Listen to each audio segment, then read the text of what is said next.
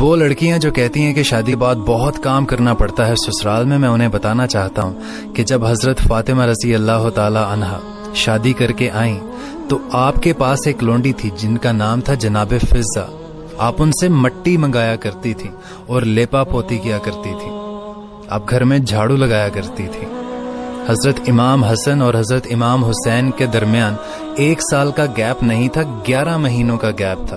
آپ ان کا بھی خیال رکھتی تھی. اور آپ چکی پیسا کرتی تھی.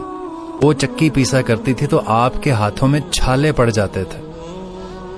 اور جب یہ سارے کام ختم ہو جاتے، رات ہوتی، تو آپ حضرت علی رضی اللہ تعالیٰ عنہ سے پوچھتی کہ اگر مجھے اجازت ہو تو میں اپنے رب کو راضی نہ کر لوں. تو حضرت علی اجازت فرماتے اور وہ ساری رات مصلے پر بیٹھ کر گزار دیتی، عبادت میں گزارتی. اور ہماری لڑکیاں شکایتوں کے انبار لگتے ہیں.